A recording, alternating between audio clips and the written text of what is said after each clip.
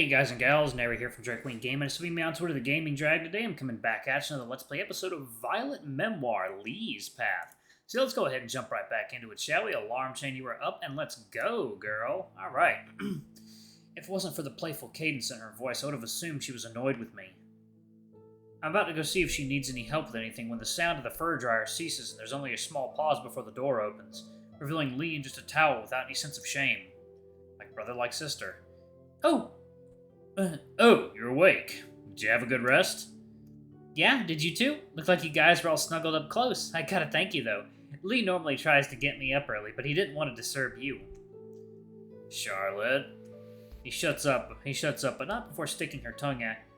He shuts up, but not before sticking her tongue out at her brother, followed by a mocking laughter that makes Leigh release a huff. It's clear this isn't anything unusual. Anyway, without any interruptions, did you sleep well, Wallace? Yeah, it was a little strange at first, but it was really nice. Charlie gives a snicker, but after a glare from the elder possum, she doesn't reply and just sticks her tongue out at him. Leigh just rolls his eyes and strolls over to join her in the kitchen, mostly just to loom over her shoulder, and what I can only assume is to make sure she's doing everything correctly. Charlie barks something at him, but it's such a low whisper that I'm not able to make it out. She sounds annoyed, though. If the hand trying to bat him away is any indication, his presence is annoying her. The bacon's all done. I'm gonna head back to my room. Stacy should be getting up soon. Plus, I wouldn't want to distract you from your guest. Breakfast will be ready soon. Don't fall back asleep.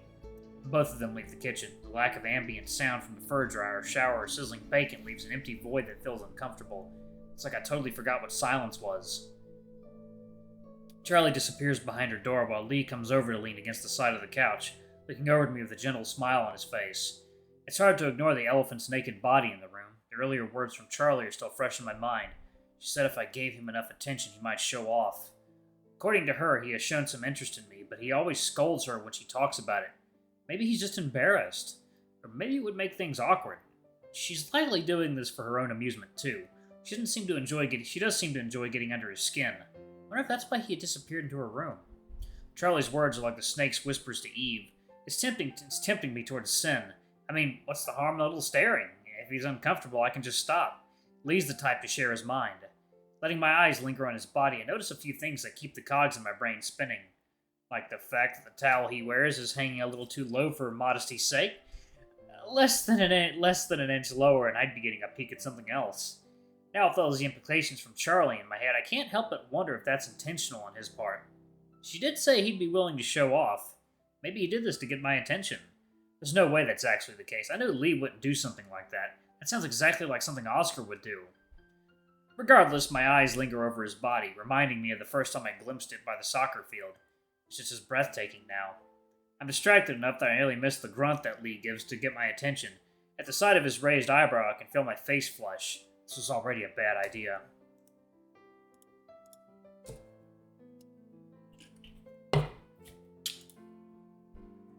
Getting an eye full? If I heard those words from Oscar, I would have assumed it was flirting, but from Leigh, it feels like scolding. Except when I look up at his face, he's wearing a smile on his face. Sorry, it's just stuff that Charlie said had me distracted. He lets out a deep sigh and mutters under his breath. He must have a good idea of what I'm referring to, because he looks to the side with a hint of a flush in his ears. Damn it, Charlotte, I told you! It's okay, I shouldn't have been looking. I told you before, kid. I don't mind you staring. It's flattering. I'm not ashamed.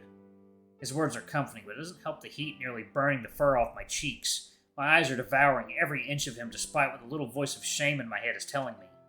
Looks like you're enjoying yourself. Out of all the things I expected to see on the possum's face, a smile was not one of them.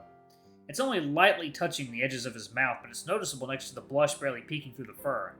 Then he does something I'd never expect him to do. He rubs a hand down his stomach, bringing attention to how much more his damn fur shows. His fingers run down the light protrusions of his abs all the way down to his navel. He doesn't say anything, and his face gives nothing away. It's like he's pretending he isn't even doing anything. The only indication he's doing anything is the spark in his eyes and the light huff in his breath. Then his fingers toy with the piercing while his thumb presses on the top of the towel. It's not enough to move it, but with how low it already is, the implication of what it could show is like lightning. Despite everything, he keeps his eyes locked with mine. The only time he takes them off is a brief glance at my hands that feels like he's inviting me to touch. My breathing has gotten deeper to match his, and it feels like electricity is going through my veins. I feel like the moment is leading me to reach out my hand to meet with his blah. Is leading me to reach out my hand to meet with his on his stomach. There's a moment when I reach out where his body tenses, and it's enough to cause me to hesitate. This is already crossing so many lines between the two of us, and I wouldn't want to make him uncomfortable. But for the unknown time today, he surprises me by reaching out his hand to bring mine against his stomach. He slides his claws through his fur, and it's enough to cause him to shudder, sensation running through my fingers to the groin. It takes careful effort to avoid a scar, but it's hard to care as he drags my hand along his body, his muscles tensing under my touch. I never expected to do this with anyone, even someone like Oscar. I never expected this to happen with Leigh, though to call me ecstatic would be an understatement. He closes his eyes and loses himself in the sensation, though I can't bring myself to join him. Every slight twitch of him is the hottest thing I've ever seen. But it all changes as our joint exploration causes the palm of my hand to bump into his towel, nearly pushing the whole thing off. That causes his eyes to light and open up, and he pulls my hand away with urgency. It's enough to bring me out of the moment too, and I'm able to notice a very prominent bulge that wasn't there before.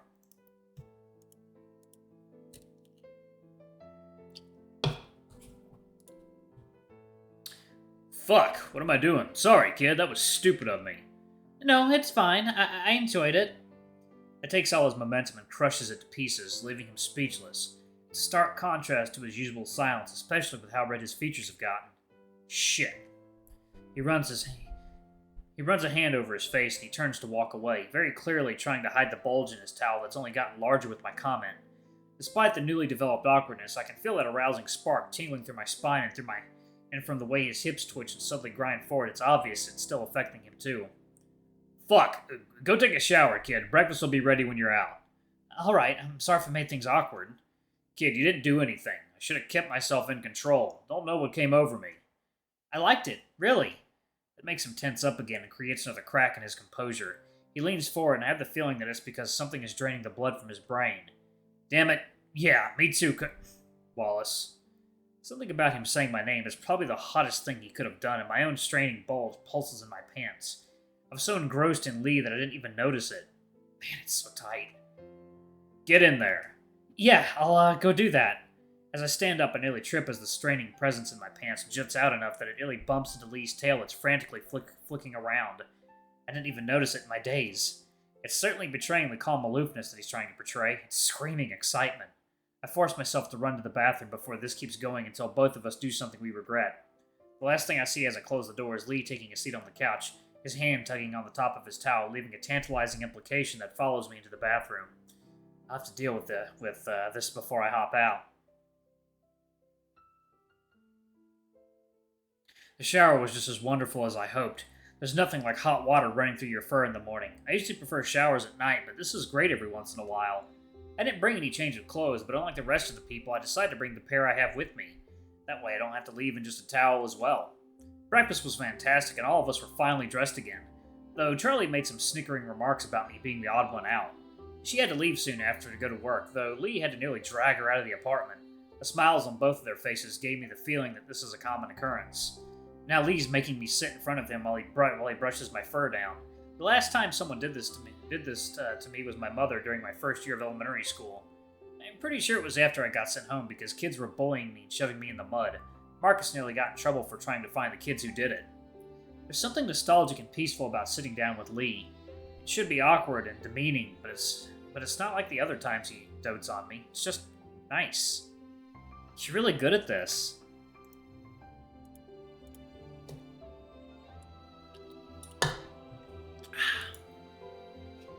I do this for Charlie and myself. My head fur used to be wild. It's embarrassing to think about. I bet it was really cool.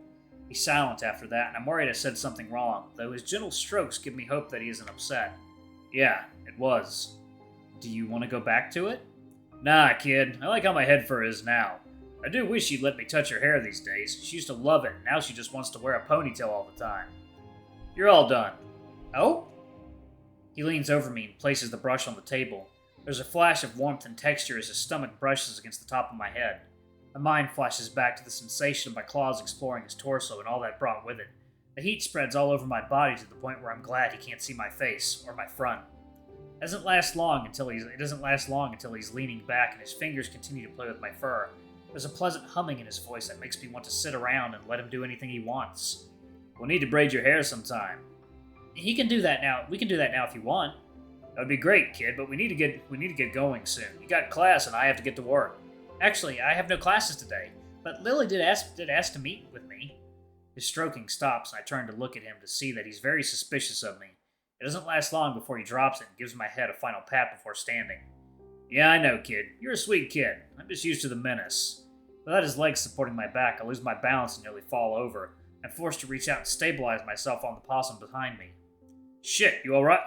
He cuts himself off as our eyes meet before they both land on my finger on his stomach.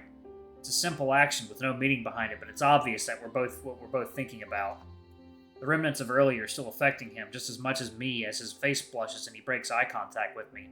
It's clear what's on his mind, and now my eyes are lingering on his body, causing my own blush to return. Fuck, what's wrong with me? The whisper he gives is barely audible, but in the silence of the room I'm able to hear it loud and clear.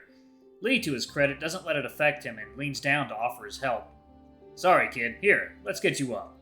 He reaches down and quickly helps me to my feet, though his hands are making sure to only grab my sleeves as if he's scared to touch me.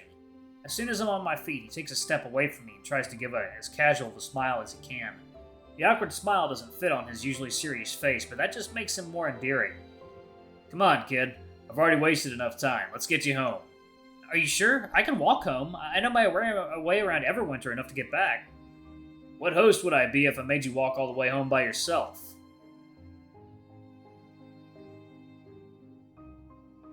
The rest of the day was rather boring. I didn't realize having no classes made the time pass so slowly.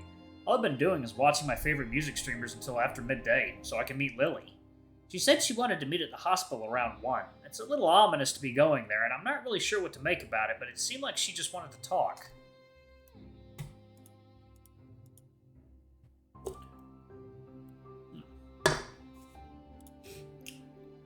I hope it's just a talk. I don't want to think about what the other options could be. Everywhere Hospital is a lot farther of a walk than I expected. I wish I had just spent my time around campus instead. It's only a short walk from there. The benefits of having your college at the center of the city, I suppose. Maybe I would have ran into Oscar or Lucas, too. That would have been a much better way to burn the time than sitting alone in my room.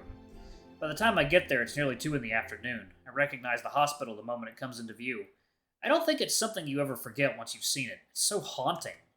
I've heard that Everwinter Hospital is unique for its massive garden near the inpatient rooms. I've never been in it, but everyone has heard stories. Outside of our college and beach, it's one of the big things that Everwinter is known for. I expected it to be a little big, but I wasn't expecting a giant courtyard with benches and a statue in the center. I know it's common for patients to spend time there, but I didn't expect it to be so hospitable, ironically. It looks empty around this time of day. The only visitor is a lone Shiba Inu sitting on one of the benches. She's watching me with a smile on her face, but despite it, she looks somber. Good afternoon! You made it! Of course, I told you I'd be here. It means a lot to me, I mean it. She shuffles over on the bench, making enough room for me to sit next to her. It's not until I'm planted next to her that I notice the bouquet of flowers in her hand.